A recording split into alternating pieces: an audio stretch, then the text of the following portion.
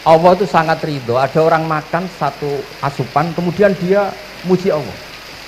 Loh, orang tidak punya alpat itu tidak mati, tidak punya tanah ribuan hektar itu tidak mati. Tapi kalau nggak makan sesuap nasi, mati. Penting mana? Penting makan. Tapi gara-gara kamu tamak, untuk syukur nunggu punya alpat, untuk syukur nunggu punya tanah banyak. Anda ini bodoh. Mau syukur saja syaratnya kok banyak. Wa min ayatihi manamukum billaili wan nahar. Masa iya tidur yang ngorok semua turunnya serah jelas kok jadi wamin ayatihi. Tanyakan ahli medis, sistem tubuh kita kalau nggak tidur itu kayak apa rusaknya? Dan toat pas-pasan ini satu-satunya solusi ya turu. Bengi ngempet kepen delok dangdut, delok dugem. Bareng turu jebule esuk wis bar, alhamdulillah. Cara melek iman kamu seberapa? Tarikan-tarikan maksiat posisi kamu terjaga bisa kalah kan? Tapi kalau tidur sukses kan tarkul maksinya. Nah, karena tidur itu sukses menghilangkan maksiat disebut wa min ayatihi manamukum billaili wan nahar. Sampai Imam Ghazali ngendikan di makalah itu sehingga nanti ibadahnya umat ini di akhir zaman an-naumu, ibadah terbaiknya itu tidur. Nah, sehingga ya itu tadi sudut pandang. Makanya saya sering cerita dulu kalau Said Abdul Al-Haddad itu tanya, "Cung kowe ngaji sopo?" Ngaji si A. Kiaimu tahu nangis? Ndak. Ojo ngaji. Kiaimu ati atos, kiai kok ora iso nangis. Tapi kalau Abdul Hasan Asadili kebalikan, "Cung kowe ngaji sopo?" Ngaji si A. Kiaimu tahu guyu nak ngaji? Mboten nate. Ora usah ngaji wong ora iso syukur. Jadi nah itu yang akhirnya menjadi keseimbangan khaufau wa tama. Ada khauf, ada apa? Roja.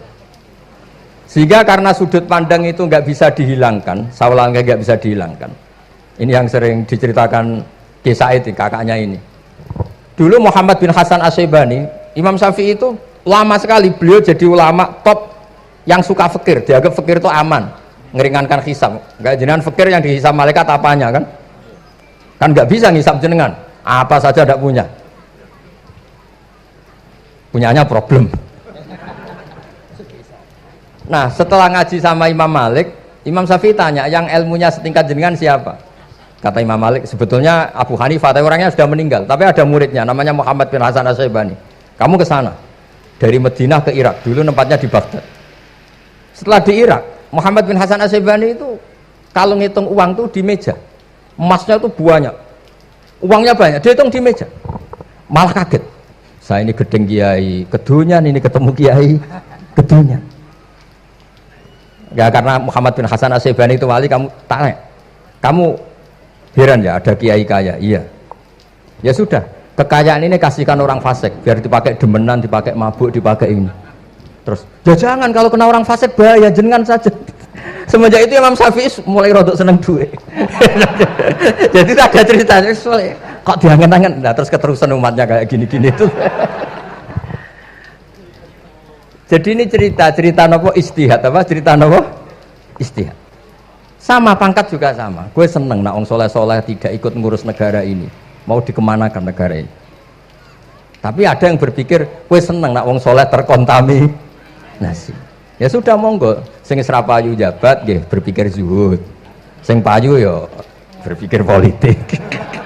Yang penting semuanya itu berdasar ilmu. Yang penting itu semuanya berdasar apa? Ilmu.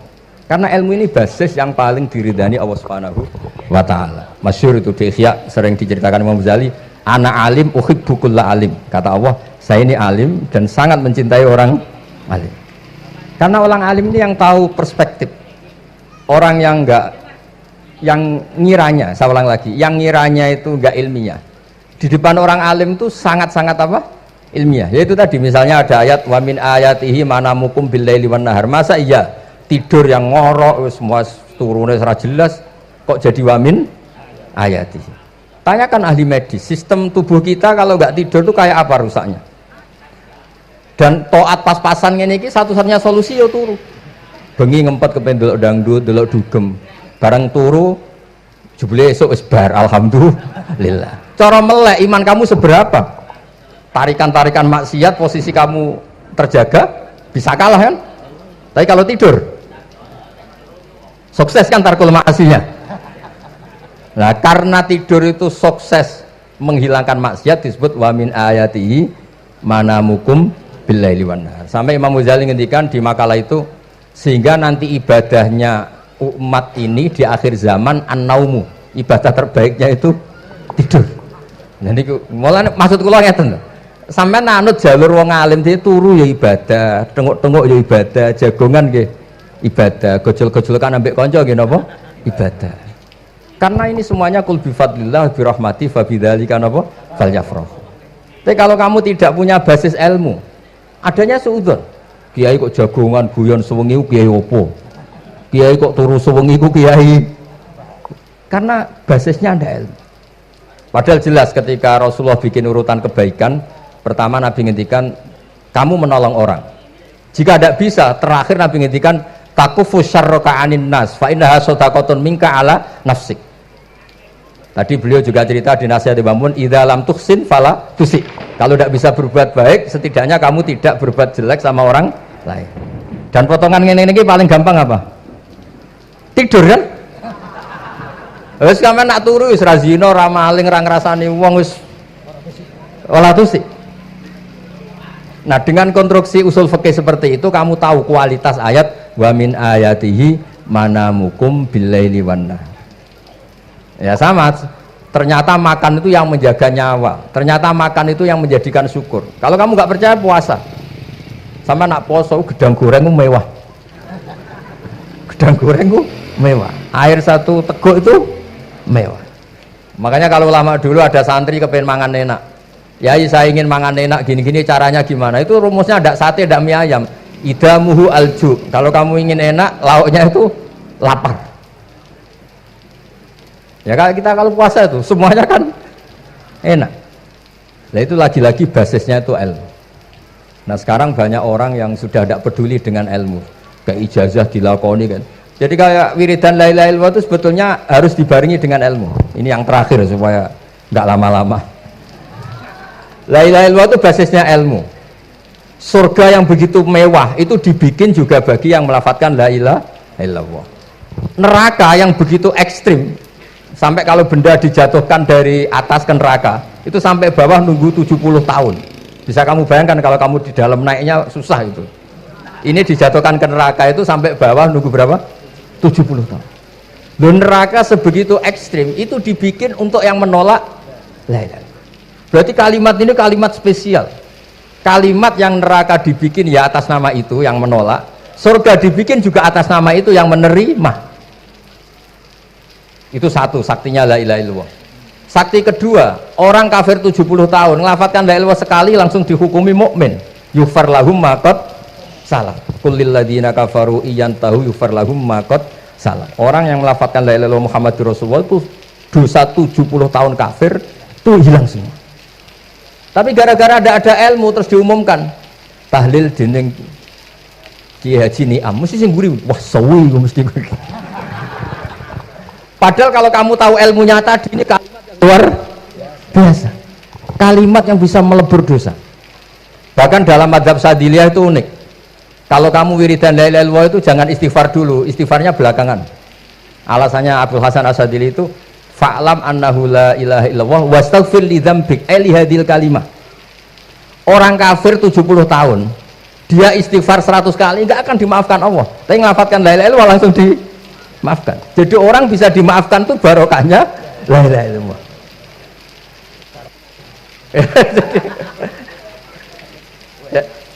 Ya kan? Jadi orang kafir 70 tahun wirid istighfar 100 kali atau 1000 kali dimaafkan enggak? Enggak kan? Tapi kalau membaca la ilaha illallah dimaafkan. Jadi istighfar tuh ngefek positif itu kalau dibarengi la ilaha illallah. Makanya wastaghfir li dzambika bihadil kalimah. Kamu boleh istighfar berdasar hadil kalimah, berdasar la ilaha illallah. Tapi terus kemudian ya thariqah itu banyak, itu urusan rasa. Justru karena la ilaha illallah kalimat thayyibah harus disucikan dulu. Caranya istighfar dulu. Nah itu urusan monggo lah. Tapi apapun itu basisnya harus napa? Ilmu. Basisnya harus ilmu. Jangan malah sentimen. Wong di kuburan wiridan la ilaha dihukumi kafir. Nah, itu kan aneh. Wong kalimat ini yang kafir saja menjadi muslim, sekarang yang muslim menjadi kafir. Tuh paham kok seaneh itu gitu kan. Ya karena basisnya ada ilmu tadi. Coba kalau basisnya ilmu, itu kan aneh betul. Hadil kalimah kalimatun soro bihal kafiru musliman. Pakai fasorol muslimu bidalika kafiron. Ini kalimat yang kafir saja menjadi muslim. Masa dengan kalimat yang sama yang muslim menjadi aneh gak? Aneh. Jadi kalau suwon pokoknya basis ilmu harus sekuat-kuat. Ini caranya gini nagih kiai kon sregep mulang ojo politik terus. Tapi politik itu bagian dari ilmu, ora iso diterangno. Terus katanya niku ahlul ilmi dihormati, tapi nyatanya dipeksa. Terus memang banyak paradok ya. Paradok dalam ilmu usul fikih. Ilmu usul fikih itu ilmu yang menjadikan orang itu bisa berpikir. Gitu. Kalau tak cerita tentang pertama tentang Ki Akil sing al ma'ruf bi ahli nahwi. Nahwu riyen di era dulu itu dadekno tiyang dadi wali. Sampai disebut hatta nahat qulubuhum li nahwihi famin azimi sya'nihi lam tahwihi. Terus orang-orang baik niku ketika wusul teng pangeran nyebut Allah la ilaha illallah mboten saged. Sagete namung nyebut dhamir sa'an niku hu. Akhirnya kathah toreko sing ha hu niku gara-gara ahli nahwu niku. Nah, disebut fa'uribat makna dhamiris sya'ni. Jadi ngelafatkan la ilaha illallah ndak bisa tapi hu bisa. Mergi ke Jawa niku tukang ngakali, terus hukum niku diakali. Sakjane teke hadis niku mangkana akhiru kalami la ilaha illallah dakhalal jannah. Tapi ada kekhawatiran pas la ilaha mati. Lah la ilaha mati rak radi kaya ateis. Ora ono pangeran maujud mati. Sampeyan kan gak iso janjian mbek Israil. Kan mboten saged weanan, mboten saged kong kali kong. Nah, daripada la ilaha niku resiko karena takut mati pas la ilaha dereng illallah. Terus Ki Jawa mulai nalkin ngangge Allah. Tapi Allah sarasan itu tidak mewakili la ilaha illallah. Akhirnya diambil dhamir sa'an fa'lam annahu la ilaha illallah. Niku asal usulnya. Cuma kebetulan thariqah kita tidak jalur itu, tidak jalur yang lewat dhamir napa sa'an. Tapi sementing tadi dawuh Kiai Mustafa, sementing kita tahu secara ilmu. Terus nomor kali cerita uzlah wae. Kalau memang benar-benar uzlah. Terus kalau nu diundang acara-acara publik, kemarin Habib Jindan gitu, hanya kita lakukan ilmiah. Kemarin terakhir beliau ngerayu ini dari marrotan wahidah. Ini saya pegang. Dan itu dicatat di Loh Mahfud. Dan ciri utama kiai itu tidak membatalkan perjanjian. Jenengan dawuh marrotan wahidah pas niku. Ben gelem. Terus ngeten kula cerita sithik tentang ilmu yang sering kula utarakan. Di antara kitab yang dipakai guru-guru kita sing dilanggengi Mbah Mun Maus kitab Ihya. Kula dari sekian cerita Ihya yang paling kula kenang niku bahwa ternyata Allah itu andaikan boleh dibahasakan niku cara berpikir tuh dalam bahasa tafsir disebut tanazul niku wong ben kaya orang kebanyakan. Saya ulang lagi supaya orang tuh kayak orang nopo kebanyakan. Ada dua ahli neraka yang dipanggil, yang satu ditakoki, "Cung ning neraka piye rasane?" "Syarru makan." Mboten enak Gusti. Terus pangeran diken balik, "Ya wis kono cung mlayu balik nang neraka." Niku tiange lari kencang, sekencang-kencang. Semangate sumeneng ape kon balik ning neraka. Ditakoki mbek pangeran, "Lho cung kon mara neraka kok seneng?" Kula nu pun kapok Gusti, kula nu nyesal ketika di dunia nak jenengan utus niku lelat-lelet. Niki kula tobat dengan bukti dikan jenengan teng neraka kula mlayu. Dulu pangeran akhirnya haru wong kok semangate mlebu neraka kaya ngono. Mergo diperintah pangeran. Ya dados niki ijazah jenengan akan mlebu neraka jenengan sing semangat nggih. Karena zaman ning donya sering diperintah Allah mboten napa? Semangat. Nah niku kemungkinane dibarno, kemungkinane dipanggil. Lah tiyang niku terus dipanggil oleh Allah. Ya wis kaya wong apik, tak kongkon nurut tenan, semangat tenan, terus diken mlebu swarga. Nah ini ijazah pertama nggih. Dinaken mlebu neraka sing napa? Semangat. Sing kedua niku dipanggil ku plengakan lelat-lelet. Kados kula diutus Gus Mus niki nelpon. Nelpon kula mboten purun akhire ning Bika jare matur Gus Subak. Turuti aku diamuk Bika jare Bapak. Dados niki melibatkan sekian pihak untuk memaksa saya datang ke mriki. Aduh, repot sawang kempek niku. Repot nyen repot. Mugi-mugi di sepuro ngoten. Yang kedua niku diken mlebu neraka malih lelat-lelet ndelok pangeran mboten semangat. Ditakoki mek pangeran. Kenapa kamu tidak semangat? Saya itu tidak pernah ngira dengan yang baik sudah masukkan saya ke surga kemudian jenengan nyuruh lagi saya ke neraka. Saya tidak pernah mengira engkau itu seperti itu. Terus Allah nggih ana indadzoni abdi. Ya serapopo swarga ya swarga. Ini dua ijazah untuk sampean supaya bisa masuk napa? Swarga. Terus kita tidak pernah tahu napa Gustofa ngundang kula nyenengno wong akeh ganjaran, napa meksa wong alim dosa bener ngerti kula carane. Karena dalam ilmu usul fikih, kembali ke usul fikih, kula nu gak ada khazanah kathah tentang debate pangeran kalian nabi ini. Kathah, mboten 1-2 contoh di beberapa kitab tafsir. Suatu saat kula sering cerita niki, suatu saat Khalilur Rahman Ibrahim itu kedatangan Israel. Kamu mau apa? Mau matikan jenengan? Kata Nabi Ibrahim, harro'aital khalil yumitu khalilah. Mosok aku kekasih pangeran dipateni, mosok orang yang dicintai membunuh yang dicintai. Orang yang mencintai seseorang kemudian membunuh yang dicintai. Tidak ada ya. Akhirnya Israel matur teng pangeran. Cara politiknya ngeten, wau sing cara lagi seneng ngendikan politik. Wani kiai lengser dari beliau. Ono. Nak kula niku ahli tauhid wis pancen kodok kodare ngoten mawon mboten berpikir ruwet-ruwet. Terus Israel kan mboten biasa logika, kayak kan malaikat itu SOP kan, mboten biasa logika. Akhirnya matur tu pangeran, kata Ibrahim, masa kekasih bunuh yang dikasih, masa yang mencintai bunuh yang dicintai. Tapi Ibrahim baru sadar ngadepi pangeran gitu, lebih pinter. Dan ketika Allah fakul lahu, katakan ke Ibrahim, harlo etal khalil yakrohu ayal ko khalilah. Mosok jari seneng aku kok ketemu aku rawani. Jari seneng kok rawani ketemu. Lah niki sampean aku pengen mati, monggo ngangge ilmu sing niki. Wong jari seneng pangeran kok rawani ketemu pangeran. Jeneng, seneng seneng ketemu. Ibrahim seneng sakit. Yo mati saiki ora apa-apa mati saiki. Terus kedua, niki cerita karena ini pondok ilmu. Orang harus biasa pakai logika usul fikih. Politik juga gitu. Nak kiai politik rawan kena syubhat. Tapi nak wong soleh oleh politik, kue ridho dipimpin wong fasik-fasik kabeh. Ya, mboten ngerti, mboten bener dis pokoknya ngoten. Yes, itu memang logika usul napa? Fikih. Logika usul napa? Ketika Nabi Adam badhe didamel niku materinya saking bumi. Pertama sing diutus Jibril.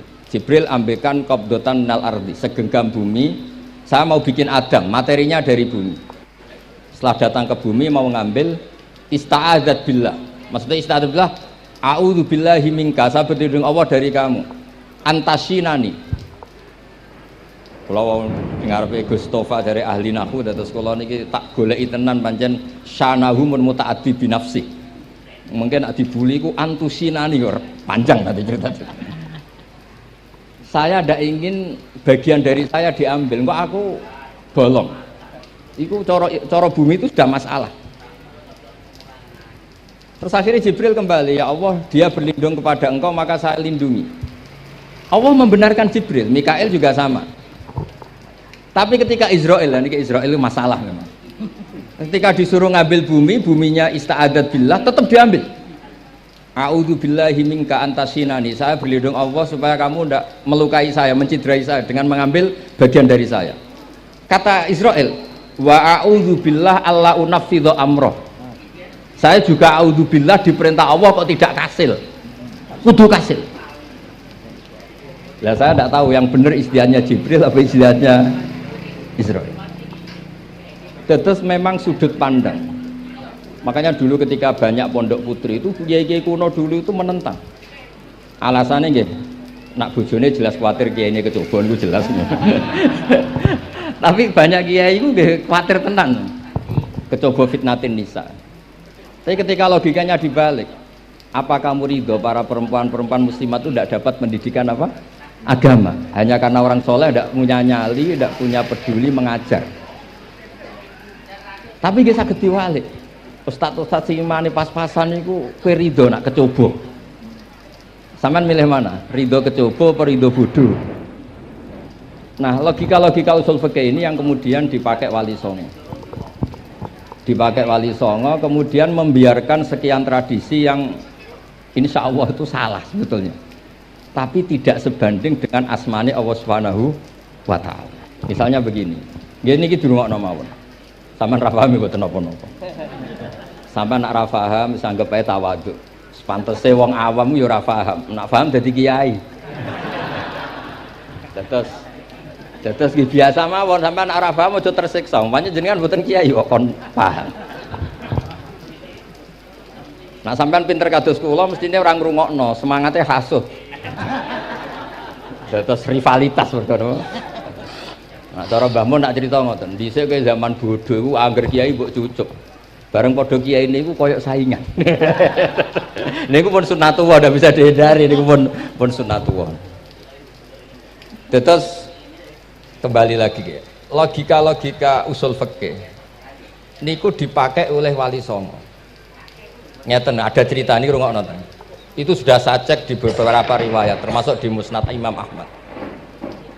Ada orang, ini bukti teorinya Wali Songo itu benar. Wonten tiyang gadah kesalahan. Niku dokumen kesalahan niku madul basor sepanjang mata melihat. Wes ngoten jumlahnya 99 box. Kayak apa banyaknya? Per box madul basor sepanjang mata nopo melihat. Ketika dia ditanya Allah itu kalau tanya demokratis. Adzolamat kata badi, jangan-jangan malaikat saya sentimen, kalau kamu jelek ditulis, kalau baik enggak Gusti. Afalaka udhurun, jangan-jangan kamu saat salah itu punya alasan, enggak Gusti, ya memang salah. Tapi kata Allah, sudah kamu tenang saja, kamu punya ini. Itu hanya satu box, ya kira-kira kayak tempat jam tangan ini. Enggak, kamu punya ini, cukup. Terus malaikat tanya, ya Allah, apa artinya, apa ngefek itu kalau ditimbang dengan kejelekan sebanyak itu dengan satu box jam. Orang ini juga bilang, Gusti sudah tidak usah ditimbang, nggak ngefek itu pasti kalah. Tapi setelah ditimbang menang yang satu box kecil tadi. Karena di situ ada la ilaha illallah Muhammadur Rasulullah. Jadi malaikat diancam sama Allah, kamu berani tidak mempertimbangkan nama saya? Apapun banyaknya box itu dosa itu tidak saya. Kalau ini la ilaha illallah itu nama saya. Kamu berani tidak mempertimbangkan nama saya? Ya tidak berani Gusti, ya harus dimenangkan. Nah itu. Malahnya kok pengajian ini ya ono istilatur rijal wan nisa, tapi baru kayak ngaji di sepuro. Ya aja muni halal tapi ya aja muni terus gak ono faedahe. Di sepuro insyaallah. Karena kalau nuruti harus steril halal itu kayaknya tidak bisa. Terus di situ ditutup fala yaskulu ma asmillahi taala syai'un. Dibanding asmane Allah taala sesuatu itu tidak ada nilainya. Pasti menang Allah taala. Sehingga banyak ulama ngendikan kowe nak berdosa, bersalah maca iki-iki. Dan kalau Anda dosa misalnya catatannya satu box terus di bawah ada astagfirullah, malaikat ditanya sama Allah, kamu berani tidak mempertimbangkan nama saya disebut di situ? Nah, saya ini ribuan orang yang ngundang, saya berani mengabaikan. Bareng ana wong ngaku mbah ya mbah tenan wae. Ya terus ngoten. Kowe wani gak mempertimbangkan Gustofa sing mantune Mbah Maimun. Ya. Semoga cara pandang malaikat nanti seperti itu.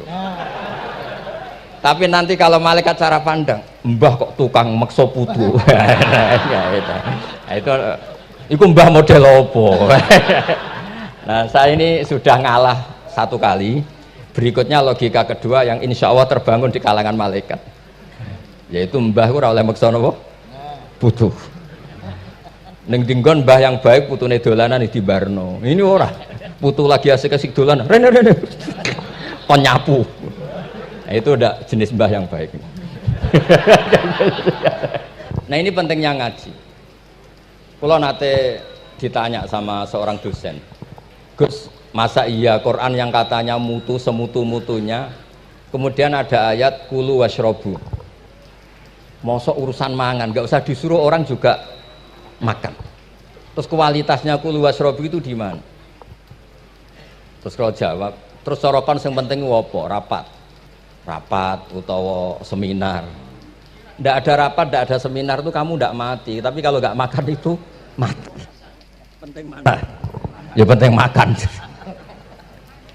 Lah iya, jadi orang itu lupa kalau sesuatu yang seserius itu karena menjaga nyawa, yaitu makan. Terus karena makan tuh hal yang murah dianggap biasa, itu bahaya. Sehingga sebetulnya yang kita bisa jadi wali lewat halal keseharian tidak bisa jadi wali karena tadi. Saya punya hadis, ini mudah sekali untuk Anda jadi wali. Bahkan di atas wali lah. Inna woha ta'ala layar do anil abdi. Pakai inna masih pakai lam taukid. Inna woha layar do anil abdi ayyakulal aklata fayahmadahu alaiha aw yasroba syarba fayahmadahu alaiha. Allah itu sangat ridho ada orang makan satu asupan kemudian dia muji Allah. Loh, orang tidak punya alpat itu tidak mati, tidak punya tanah ribuan hektar itu tidak mati, tapi kalau nggak makan sesuap nasi mati. Penting mana? Penting makan. Tapi gara-gara kamu tamak untuk syukur nunggu punya alpat, untuk syukur nunggu punya tanah banyak, Anda ini bodoh. Mau syukur saja syaratnya kok banyak. Jadi sebetulnya kalau kita mau jadi wali itu cukup setiap makan itu kamu syukur. Fayahmadahu alaiha. Au yasroba syarba fayahmadahu alaiha. Makanya wali-wali dulu kalau didik raja yang sedang berkuasa itu ditanya, kamu raja besar, punya pengaruh besar. Andaikan kamu di padang pasir dan kemudian Anda tidak mendapatkan air sama sekali, apakah kamu menggantikan kerajaan kamu demi beli satu seteguk air? Iya, akan saya beli karena saya kalau tidak minum mati. La tafroh bimulkin la yusawi jar'atama'in. Kamu jangan bangga dengan sistem kekuasaan yang tidak senilai dengan seteguk air. Orang nggak jadi raja itu nggak mati, tapi kalau nggak minum mati. Terus akhirnya dosen itu tahu, wah berarti kulu washrobu itu luar biasa, Gus. Ya, sangat luar biasa. Makan dan minum itu luar biasa. Makanya terus ada kiai mertamu mangan. Kalau tadi baru datang kon mangan, di sini ya ada mangan. Ya saya anggap aja itu proses jadi wali, ngoten Pak. Jadi segampang itu jadi wali. Nah kemudian gara-gara torekoh terus jadi wali ku repot kon maca 10.000 wiridan kon opo. Kesuwen nih cara-cara kesuwen. Karena ini partai gak torekoh tadi. Dulu abahnya Mbah Maimun Mbah Zubair itu kalau disuruh wiridan lama-lama itu nggak mau. Sementing diridani pangeran, maca kok akeh-akeh. Nah, itu partainya partai ahlul ilmi. Ya partainya partai ahlul apa? Nah kemudian karena saya ini nekuni tafsir ya, itu saya kepengen ya menggerakkan supaya ilmu Quran itu menarik. Caranya apa? Cari sisi ekstrimnya. Kalau bolak-balik, kenapa sih orang nggak janggal itu udah iskal. Quran itu kan kalamu, salah lagi Quran itu kalamu. Masa iya Allah yang Tuhan kemudian ngendikan iya kana butuh iya kanas tai. Kepadamu aku menyembah. Masa Allah ngendikan gitu pada kekasihnya Nabi Muhammad? Padahal Allah itu al-ma'bud bukan abid. Allah yang disembah bukan yang menyembah. Semua ahli tafsir, saya bukan bilang sebagian, semua ahli tafsir pasti ngendikan begini. Wa yuqaddaru qabla qaulihi ta'ala iyyaka na'budu qulu. Sebelum iyyaka na'budu itu ada kata yang disimpan yaitu qulu. Jadi iyyaka na'budu itu betul ngendikannya Allah, cuma sudah dikasihkan Jibril kepada umatnya Rasulullah. Jadi Jibril bilang gini ke Rasulullah Muhammad qul iyyaka na'budu. Kemudian Nabi juga bilang ke umatnya qulu iyyaka na'budu. Jadi ini kalam Allah yang sudah milik kita. Nah berhubung milik kita, kita sah mengatakan iyyaka na'budu. Karena kalau tidak janggal, masa iya Allah berdoa ihdinas siratal mustaqim, tunjukkan kami jalan yang benar. Lah kalau ihdinas siratal mustaqim kalam Allah berarti kan Allah yang berdoa. Nah, sehingga semua tafsir bilang sama. Wa yuqaddaru qabla qauli ihdinas siratal mustaqim qulu. Nah, terus ada mufassir lain bilang jangan mulai iyyaka na'budu ya semuanya, mulai bismillah Qulu bismillahirrahmanirrahim. Masa iya Allah sendiri yang bilang bismillahirrahmanirrahim? Nah, dengan tafsir seperti ini terus kita akhirnya lagi-lagi kembali ke usul fikih, kembali ke balaghah, kembali ke nahwu. Kalau ndak, ya Anda akan menafsiri Quran pakai logika Anda sendiri. Sampai ada mungkirus sunnah. Pokoknya sementing kembali ke Quran. Orang roh Quran itu kayak apa? Saya kemarin ngaji di Sedan di daerah saya bilang, Sayyidina Umar itu Islam sebelum minta hidayat. Khalid bin Walid ya Islam sebelumnya ya tidak minta hidayat. Nah itu kan janggal. Padahal katanya Quran itu hudal lil muttaqin, petunjuk bagi mereka yang takwa. Padahal tidak ada sabkut takwa untuk Umar. Umar tidak pernah takwa, tapi nyatanya Islam. Bahkan dia masuk ke rumahnya Zaid bin Arqam itu mau bunuh Nabi, mau nyari Nabi, bukan mau Islam. Tapi ketika dengar iparnya membaca Toha ma anzalna alikal Qur'ana litasqa, kemudian dia masuk Islam. Lalu gimana tentang hudal lil muttaqin, petunjuk bagi mereka yang takwa? Banyak ulama yang mengatakan lil muttaqin itu balaghahnya lil iktifa, lil muttaqina wa ghairihim. Jadi Quran itu petunjuk bagi yang takwa dan yang tidak takwa. Dan itu di bahasa Arab sah.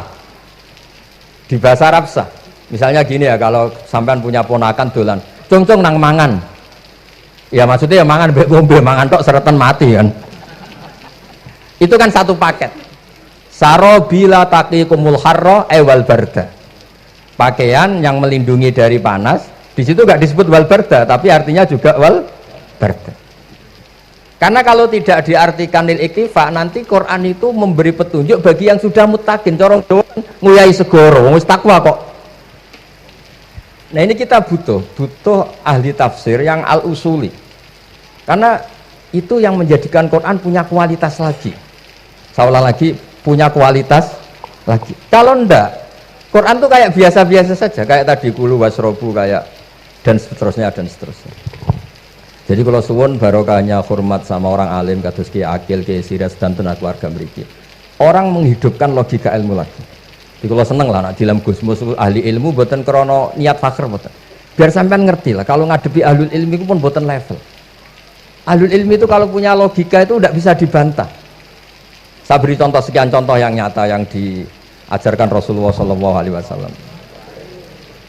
Nabi itu pernah mau dipermalukan orang karena Nabi ngendikan la adwa wala tiarata, tidak ada penyakit menular. Terus ada orang iseng kok onta yang kena kudisen itu dijejerkan yang waras ikut kena kudisen. Terus orang ini tanya, ya Rasulullah ini tadi sehat, tapi kena onta yang kudisen ikut kudisen. Nabi tanya lagi, faman a'dal awal, yang kudisen pertama ketularan siapa? Wah itu dari Allah ya, maksud saya seperti itu. Lantas kalau suwun lah ngaji usul fikih yang serius karena itu menjadikan kita bermartabat. Kulo niku sering lepas jenazah tangga-tangga kulo nggih panggihane delok TV, nak bengi nggih ngelamun, ngayal sugih, kadang yo ngapalo tikus sing liwat dhuwure saking ora ana penggawean. Tapi kulo nang lepas jenazah ini orang baik. Sampai bojone protes, "HP opo lho Gus angger bengi iku mau ngelamun ngitung tikus liwat, ngitung apa." Terus kulo matur, ngitunge aja ngono, ngitunge tarokal ma'asiyah. Wong ning omah itu artinya tidak dugem, tidak melakoni maksiat. Itulah yang menjadikan usul fikih itu ilmu yang sangat terhormat. Coba kalau Anda jadi pakar usul fikih kayak saya, mau kaji betul usul fikih.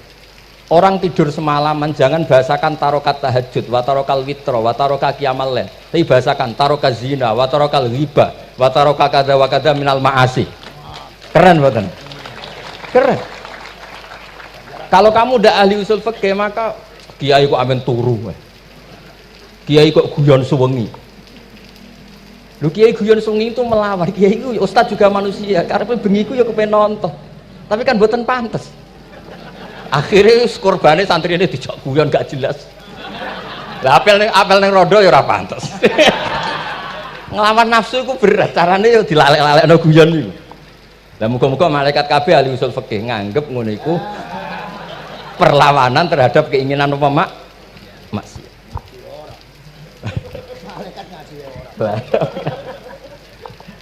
Makanya itu disebut di kitab usul fikih Tanghubul Usul itu izma min mubahin illa wa yatahaqqaqu bihi tarku haramim ma. Fa yalzamu minas sukun tarkul qatli wa minas sukut tarkul hibah. Tidak ada sesuatu yang mubah kecuali saat Anda lakukan, saat itu juga Anda meninggalkan keharaman. Maka sebetulnya mubah ini punya nilai yang luar biasa, yaitu tarkul haram atau tarkul ma'asi. Jadi sama ini sampai rumah kukar kukur, mlebu metu, kukar kukur meneh, mlebu metu, bariku turu angop ngorok. Nah, semoga malaikat ini al-usuli sehingga ngitung itu hadza tarokal ma'asiya kullaha. Hebat ini orang yang tinggal napa? Maksiat. Kayak nak malaikat itu jenis rada ekstrim. Alumni kempek suwengi ra tahajud ora witir ku alumni opo? Mulane kalau niku ngaji usul fikih terus supaya diperdengarkan ke malaikat. Supaya teorinya pakai usul napa? Fikih. Jadi kalau melihat kita melakukan mubah niku dihitung tarkul napa? Ma'as. Jadi ada terus orang-orang kafir itu cara berpikir aja alal alihata ilaha wahida inna hadzal syai'un ujab.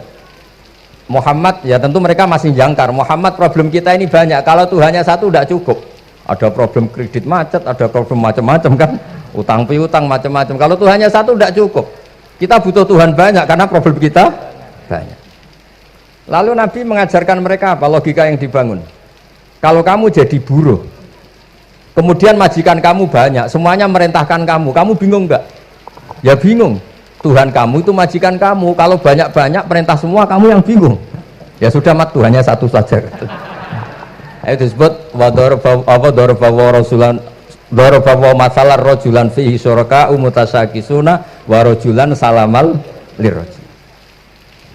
Nah, sekarang itu kita ini mulai kehilangan fatonahnya Rasulullah SAW. Nabi dulu itu kalau nerangkan ilmu itu logikanya gampang sekali. Logika yang dibangun itu gampang sekali. Ada orang cerita, ya Rasulullah saya ini ada sekian anak saya, yang paling saya cintai satu. Apa saya boleh melebihkan yang paling saya sayangi dalam pemberian? Nabi jawabannya itu tidak langsung jangan enggak. Apakah kamu berharap bahwa mereka semuanya baik ke kamu? Iya, semuanya saya ingin baik ke saya. Ya kalau gitu jangan. Kan tidak fair kita mengunggulkan yang satu, melebihkan yang satu, sementara kita berharap semuanya baik. Itu tidak fair kata Nabi. Jadi dulu Nabi itu terus ini yang cerita fikih. Dulu Ahlul Madinah itu mangga itu masih pentil sudah dijual. Pentil dijual harganya 2 juta. Masa iya pentil harganya 2 juta? Karena dengan asumsi sudah jadi mangga.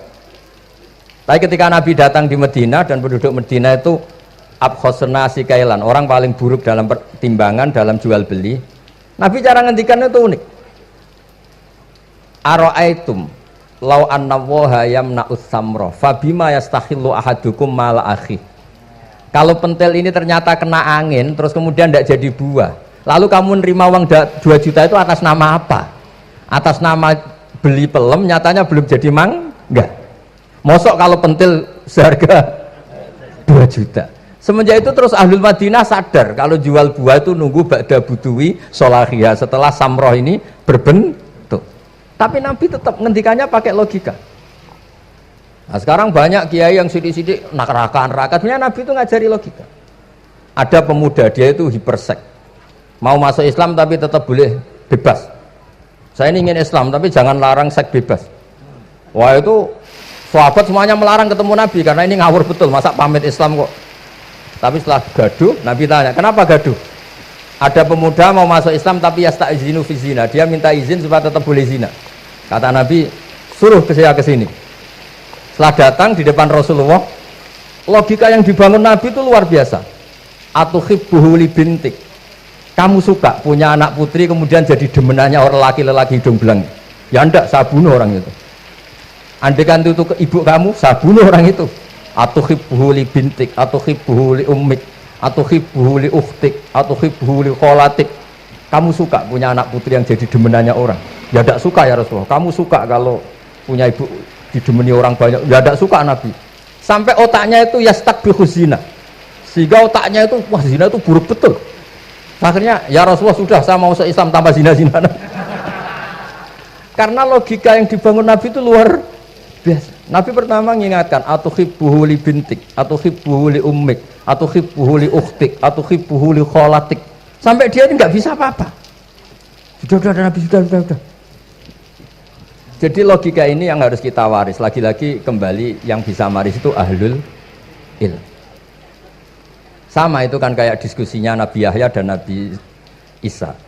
Nabi Yahya itu suka berkawan orang-orang soleh. Setiap berkunjung di mana itu nyari yang orang-orang soleh. Ditanya kenapa kamu berkawan orang soleh? Ya berkawan orang soleh itu asik. Tapi kalau Nabi Isa enggak. Kalau ada desa-desa yang masih hitam, masih merah itu dikunjungi, kemudian dibina.